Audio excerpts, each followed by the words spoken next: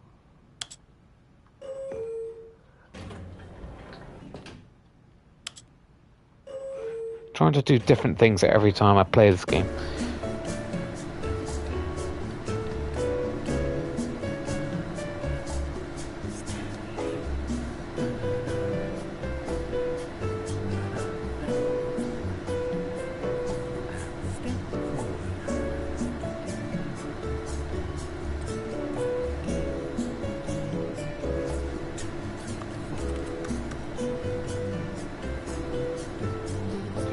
Do.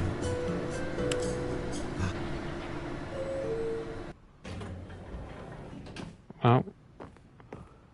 A lift to nowhere. Stepping into his manager's office, Stanley was once again stunned to discover not an indication of any human life. What could it mean? Stanley wondered aloud to nobody. He began wildly tearing through papers on the boss's desk, pulling books off the shelf, looking behind paintings, desperate for clues to his situation. But his attention was caught by a keypad behind the boss's desk. What could its purpose be? In fact, this keypad guarded the terrible secret that lay buried below his feet. And so the boss had assigned it an extra secret PIN number, 2845. But of course, Stanley couldn't possibly have known this. Yet incredibly, by simply pushing random buttons on the keypad, Stanley happened to input the correct code by sheer luck.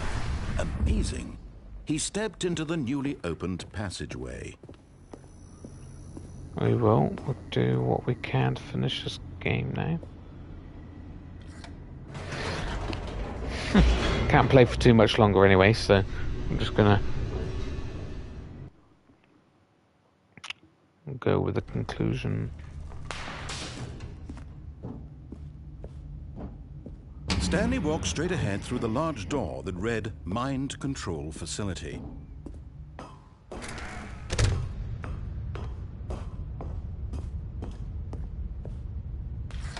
The lights rose on an enormous room packed with television screens. What horrible secret did this place hold? Stanley thought to himself. Did he have the strength to find out?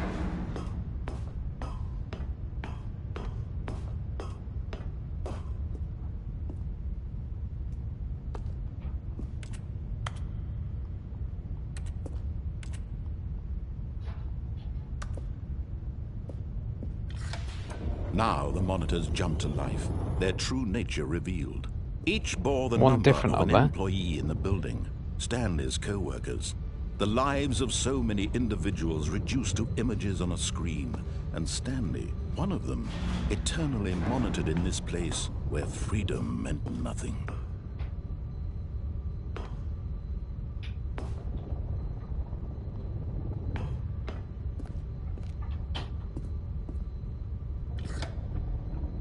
This mind control facility, it was too horrible to believe. It couldn't be true. Had Stanley really been under someone's control all this time? Was this the only reason he was happy with his boring job? That his emotions had been manipulated to accept it blindly? No, he refused to believe it. He couldn't accept it. His own life in someone else's control? Never! It was unthinkable. Wasn't it? Was it even possible? Had he truly spent his entire life utterly blind to the world? Possibly, possibly. But here was the proof. The heart of the operation. Controls labeled with emotions. Happy, or sad, or content. Walking, eating, working. All of it monitored and commanded from this very place. And as the cold reality of his past began to sink in, Stanley decided that this machinery would never again exert its terrible power over another human life. For he would dismantle the controls once and for all. Yeah, well, I guess that's what we'll do.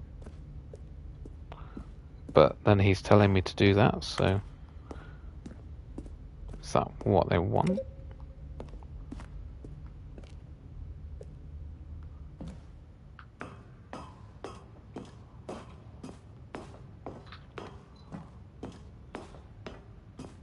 And when at last he found the source of the room's power, he knew it was his duty, his obligation, to put an end to this horrible place and to everything it stood for.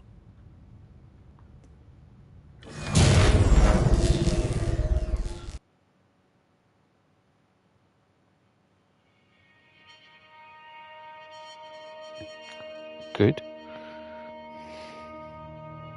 Blackness and a rising chill of uncertainty. Was it over? Yes. He had won. He had defeated the machine, unshackled himself from someone else's command. Freedom was mere moments away. And yet, even as the immense door slowly opened, Stanley reflected on how many puzzles still lay unsolved. Where had his co-workers gone? How had he been freed from the machine's grasp? What other mysteries did this strange building hold?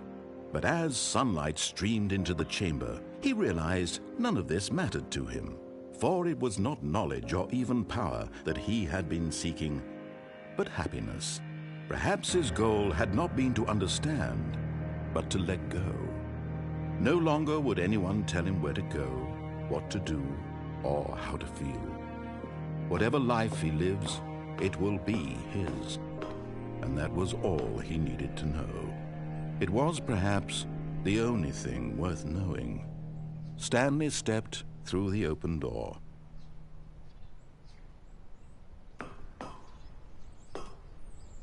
Stanley felt the cool breeze upon his skin, the feeling of liberation, the immense possibility of the new path before him.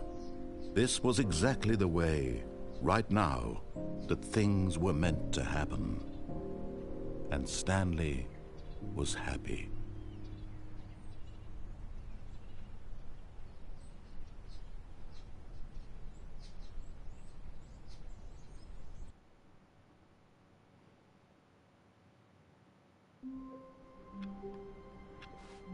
Right, well, we'll go Already again, this was shall we? uncomfortable, and Stanley decided that as soon as he found a new space he felt safe in, that he would never leave it again in his life. Oh, good. You noticed my sign. Yes, I have something very exciting to show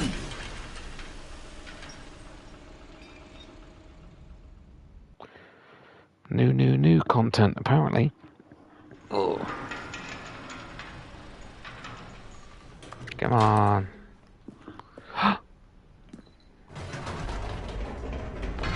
You see, Stanley, I've been reflecting on the Stanley Parable and about how roundly disappointing this Ultra Deluxe version has turned out to be.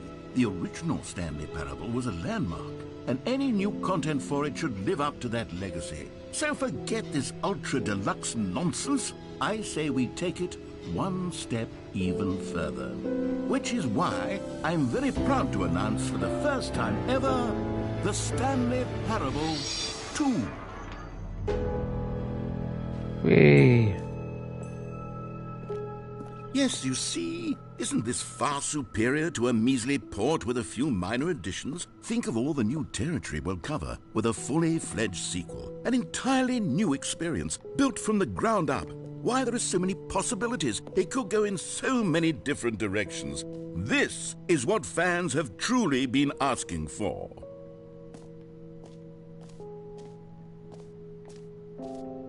Calling it the Stanley Parable 2 is just so much catchier than Ultra Deluxe, don't you think? Ultra Deluxe? What does it even mean? But the Stanley Parable 2, now that's an artistic statement right there.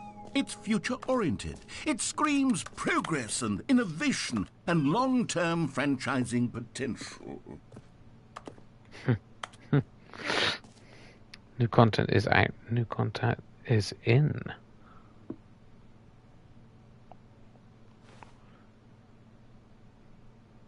They're back. 2 doors.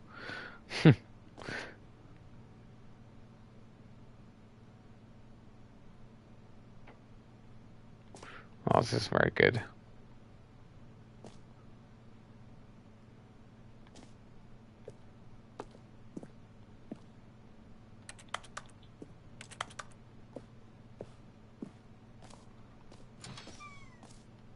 Now, to be clear, I haven't quite nailed down what exactly the Stanley Parable 2 is going to be, but let's take a look at some of the features I've been developing for it.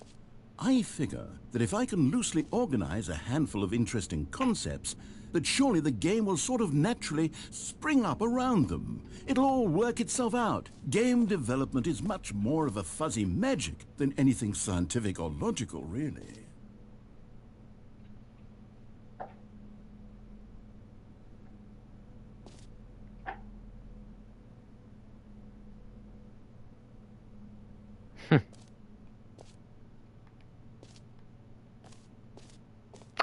Yeah, this way to the show floor. Might as well go that way then.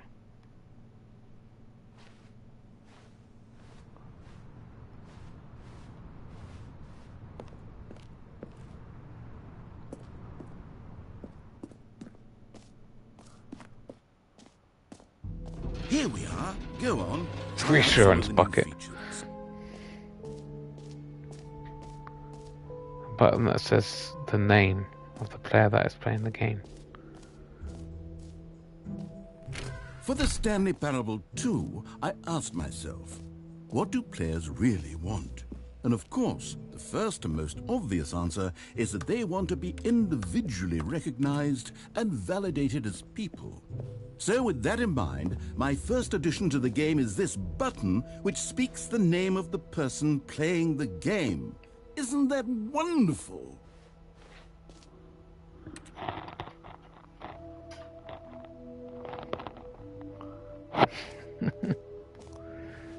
Jim. Sorry, I should have clarified. Right now, the button only says the name Jim. But of course, in the final game, this button will say your name, whatever name that is. Here, let's have you role-play as Jim to really simulate the full experience of this feature. Just play along. I promise you'll love it. Okay, here we go. Let's take a deep breath, clear your mind, forget whoever you are, and simply become a person named Jim. Jim. Whoa, hold on. I wasn't finished setting up the backstory. If you don't properly roleplay as Jim, then you'll never understand the impact of this button. Otherwise, it's just a stupid button that says somebody else's name. Okay, we're doing it again, and this time let me finish first. Now, allow yourself to become Jim. Jim. All right, fine, whatever. It's just a meaningless button that says Jim. Are you happy now? Get out of here. I'm done with this button. Why don't you go humiliate me in front of a different feature that I worked very hard on? Jim. Why Jim?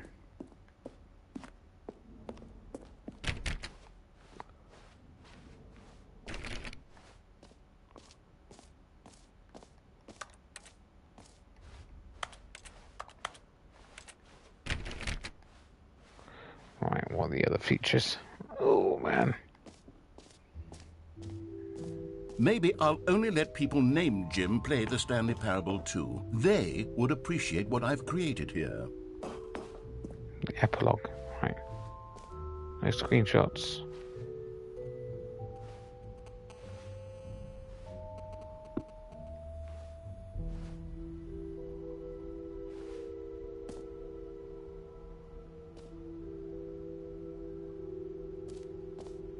No.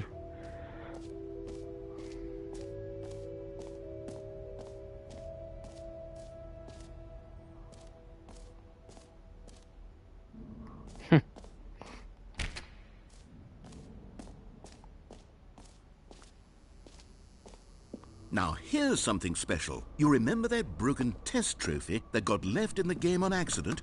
Well, I'm developing a technology to simply give you the trophy. Yes. You see, you'll come to this leave. Okay, perhaps I should have clarified. This is technology that will exist. Right now, the trophy is still fully broken. I'm not a wizard, Stanley, but I guarantee it will be fixed in the sequel to at last satisfy the hordes of ravenous fans all over the world who have been uproariously demanding this feature. Gamers, we hear you, and I promise it will happen. Oh.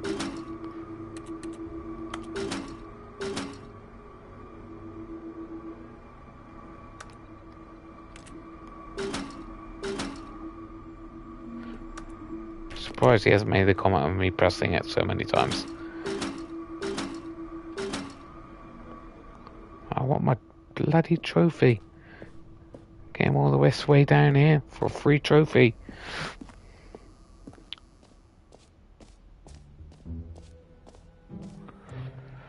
What else? What other exhibits haven't we seen yet?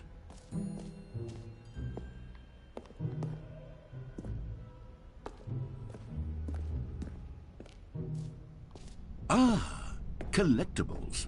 Now it's a real video game. In the Stanley Parable 2, you'll run around gathering up these miniature Stanley figurines. And what's truly innovative is that there will be no reward for collecting all of them.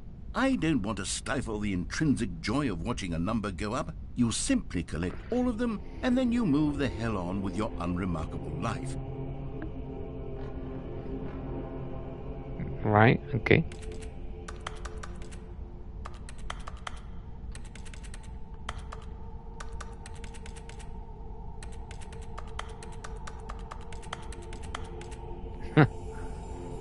It's creepy.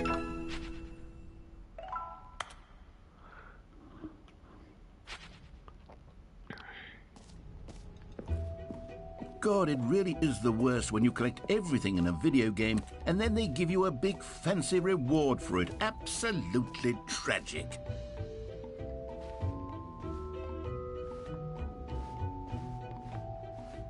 Infinity hole. Okay.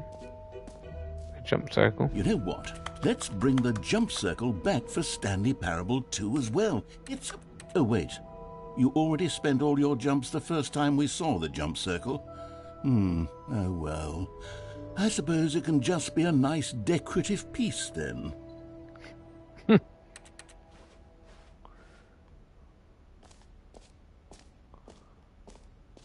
quite a bit of content here, really, to be fair. Okay, I'll be honest, I haven't yet decided on this one. I think that in the new version, the office could use a bit of decoration, like balloons. But I'm undecided on Get Well Someday and Happy 12th Birthday. Which would you go with?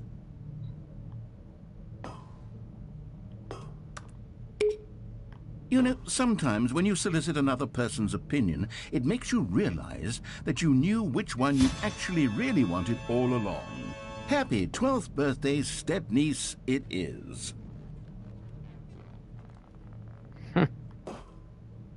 I like the fact there's one stuck there. That's pretty funny. Okay, fine.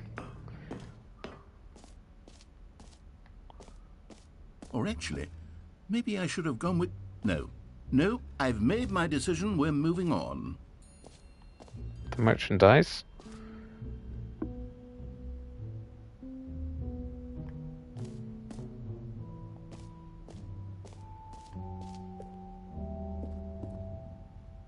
A common complaint of the Stanley Parable was that it was confusing and paradoxical, that it engendered a chaotic sense of reckless despair in those who played it. Well, I'm happy to say that after much consideration, I've engineered a clever solution to this fundamental problem with the game.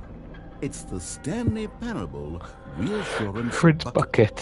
See, Stanley, anytime you're holding the bucket, a sense of calm and ease will fill your mind and your heart. Of course it will. As long as you hold on to the bucket, the many disorienting contradictions of the Stanley Parable will feel perfectly normal and perhaps even comforting. You may even come to long for the gentle embrace of jarring cognitive dissonance while the bucket is in your arms. And to be honest, it's a much more convenient solution for me than actually redesigning the game to be less uncomfortable. Can you imagine what a pain in the ass that would be? Yes, the bucket is the perfect solution. Come on, give it a try. Can you feel it? The glow of comfort, even in the face of crushing despair, must already be sweeping through your body. And in fact, can I say that I do believe the bucket lends you an air of charisma as well?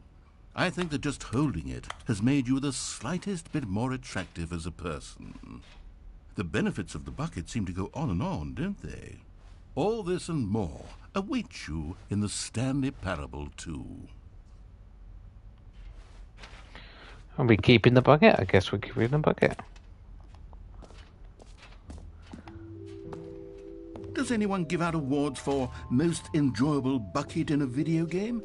That really should be an award if it isn't already.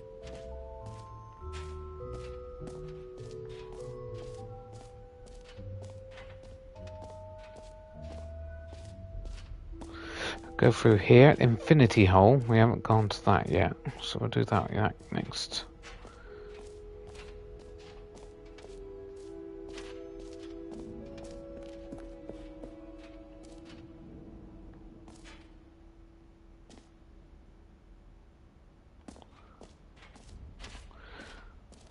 That's new.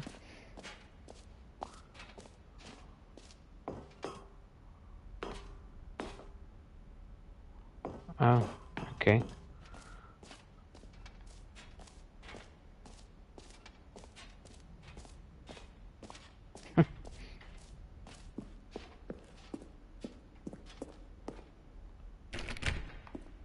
Settings world champion. Okay. There's an exit over there.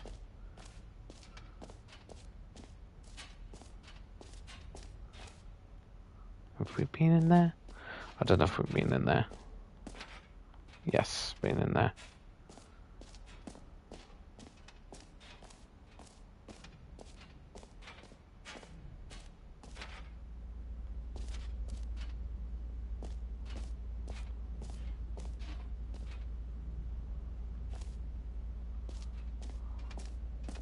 Stanley, here's an idea that I'm truly fond of. It's never been done before in a video game.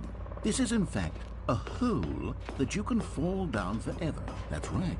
Infinite falling. You can fall until the end of time, if you like. A stunning leap forward for video games as a medium.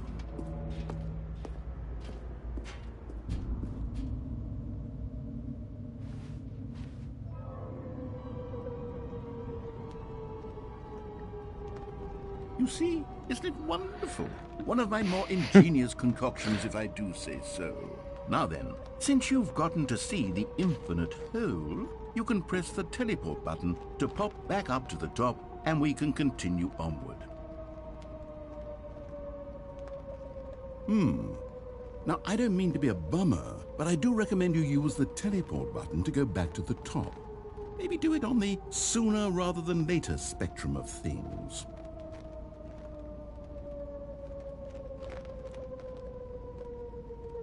Okay, Stanley, I don't know quite how to say this tactfully, but it's possible that I slightly exaggerated the infinite nature of the hole.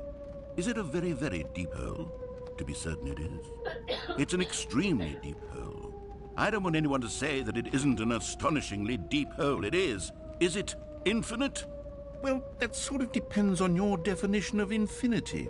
From one perspective, the infinite is merely philosophical in nature. It's more of a... Okay, well, good for you. You found the bottom of the hole. You found me out, Stanley. I'm a liar and a cheat, and you're so clever. Look, I think the issue here is just that you're unusually fascinated by falling. What normal person actually wants to fall infinitely? I figured the hole was as deep as anyone would actually need. Don't you put this on me. Maybe you're the problem. Look, things got a little heated there. I think we both said some things we didn't mean. Why don't we just put all this behind us and agree to just call the hole mostly infinite? If that works for you, then go ahead and press the teleport button to warp up to the top of the hole and we can move on. I'll just be up here when you're ready. Well, I don't really agree with you, so I'm going to wait and see if he says anything else. Well, although I do need to finish the playthrough soon, so I guess I'll just Great. do that. Now, I'm very excited to show you even more of my ideas for the sequel.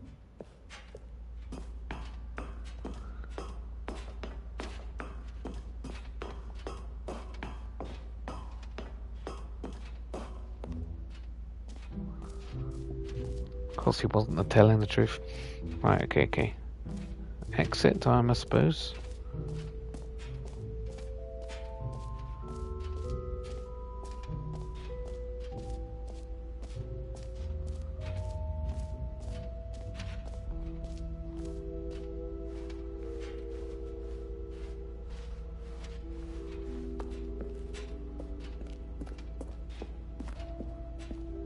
All right, have you seen everything you wanted to? Ready to move on now?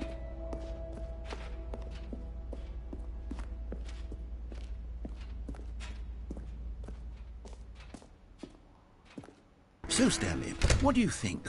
Do you like all of the new features? Yes, I know it's not exactly clear yet how exactly these features will come together as one single coherent video game, but I can feel it in my soul. It's going to work. There's definitely a good game in there somewhere. Say, let's do an experiment. I'll arrange these new features together, and we'll see whether or not it coheres into a meaningful gameplay experience. Okay. Are you ready? Here it is. I give you the Stanley Parable 2. Yay.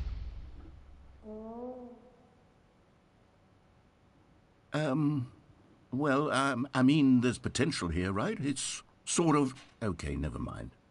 Hold on. Let me do a different arrangement. Okay, yes, this is much better. I feel good about this. Here we go. Version 2. Who am I kidding, Stanley? This isn't a coherent video game at all. It's a lot of gags. And I do very much enjoy creating gags, but they don't add up to anything. I wanted more than anything to create a sequel that would capture all the magic of the first game. I wanted fans to love it. No matter how good these gags are, they won't stand on their own. They would need the structure and the gameplay of the original. Wait, maybe that's it. I can take the original Stanley Parable and simply, well, insert a few of my new features into it. Tastefully, of course. With respect. With care for the vision and integrity of the original game.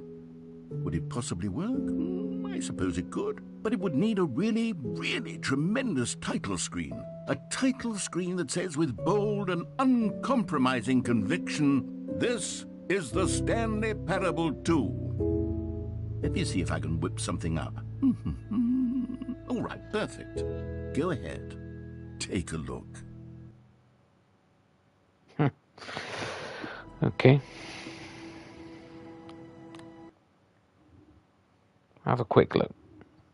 Need to stop playing in a second. This is the story of a man named Stanley. Stanley worked for a company in a big building where he was employee number 427. Ah, see. Employee Got the number balloons. 427's job was simple. He sat at his desk in room 427 and he pushed buttons. All of his co-workers were gone. What could it mean? Stanley decided to go to the meeting room. Perhaps he had simply bucket. missed a memo. Stanley felt the bucket calling to him, begging him to pick it up. Why was he? When Stanley came to a set of 2 open doors, he entered the door on his left.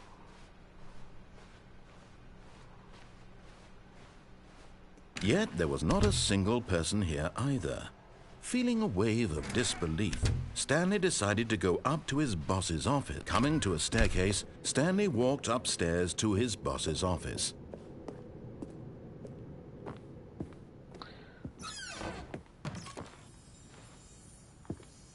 You found one of them. One of the miniature Stanley figurines. Remember, no reward for collecting all of these, only the intrinsic pleasure of a job well done. You can't buy that sort of happiness, Stanley. God knows I've tried. So, I implore you to savor each and every moment you come across one of these beautiful figurines.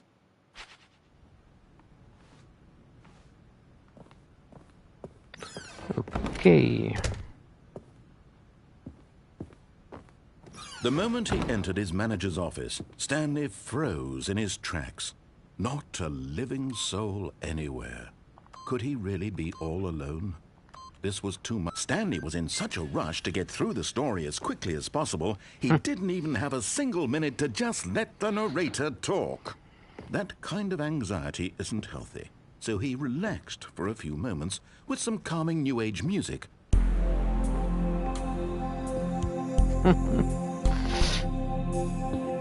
It's very weird. Like, none of your decisions have already been thought out by the game Feeling developers. soothed and rejuvenated, Stanley calmly walked forward into the opened passageway.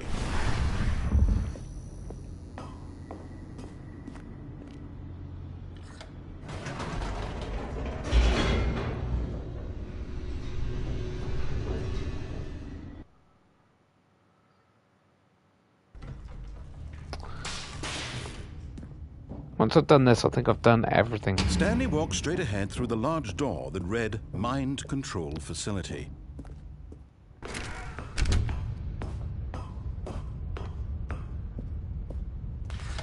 The lights rose on an enormous room packed with television screens. What horrible secret did this place hold? Stanley thought to himself.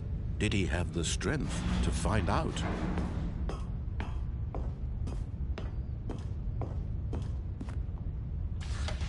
Now the monitors jumped to life, their true nature revealed. Each bore the number of an employee in the building, Stanley's co-workers. The lives of so many individuals reduced to images on a screen, and Stanley, one of them, eternally monitored in this place where freedom meant nothing.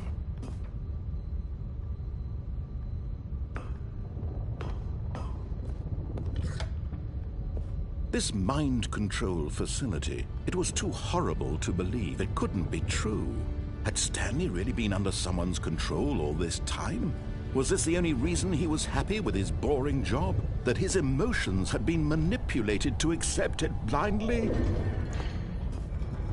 No, he refused to believe it. He couldn't accept it. His own life in someone else's control? Never!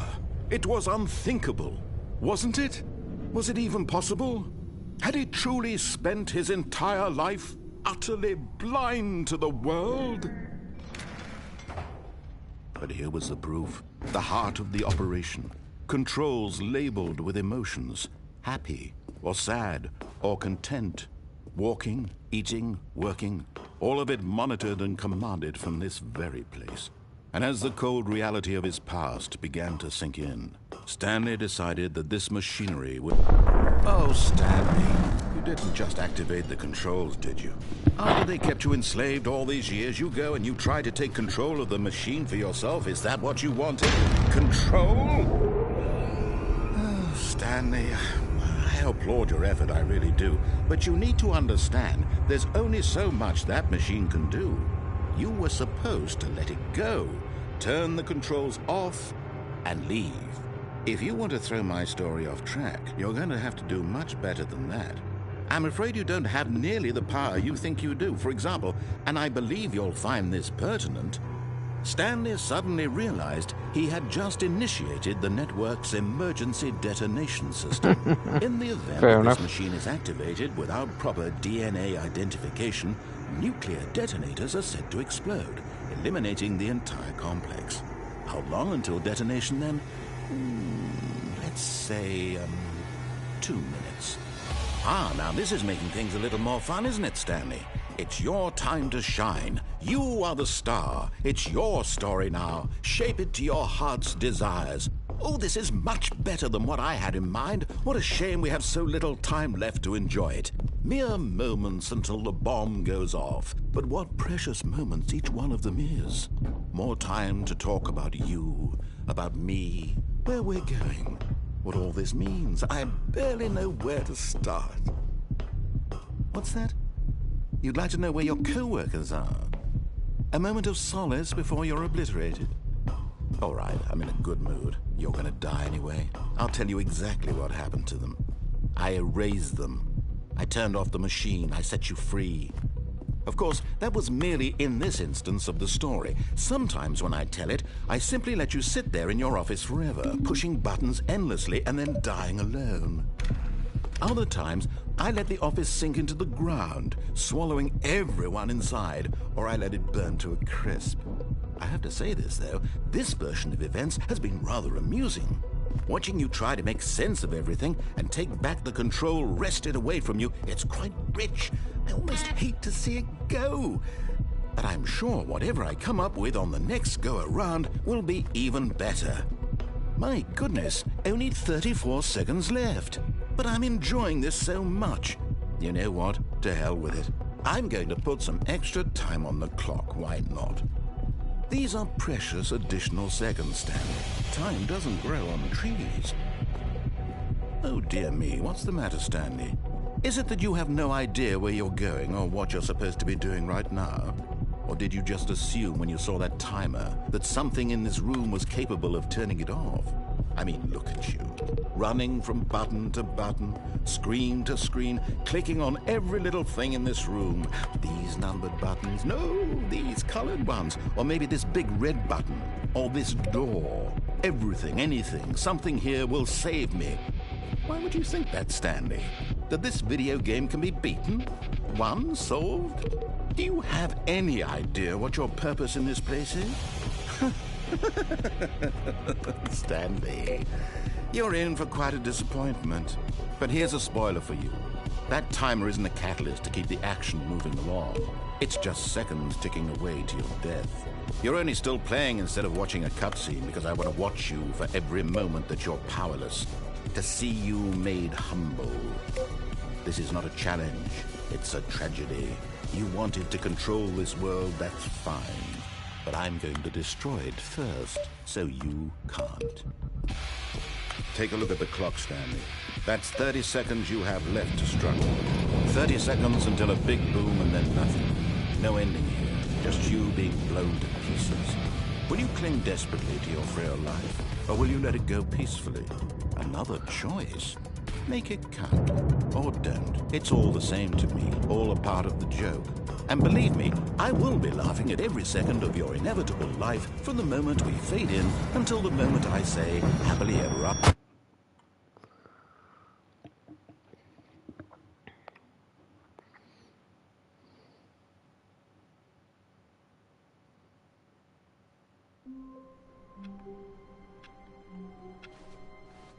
All of his co-workers were gone. What could it mean? Right. I think that is it for now. Thanks for watching, guys. That was very interesting. Quite amusing. I'm not sure how much more of the game's left. So I don't know whether I'll be making a part 2 or not, to be honest. I might have to look into it. Because the game doesn't really give you any indication to that, and that's kind of the point of the game. Yeah. No, if I don't come back to this, then yeah, it's definitely a very fun, interesting game. And yeah, I recommend it because it's not expensive. It's not a AAA game, that's for sure, price wise and things. So yeah, thanks for watching, guys. See ya.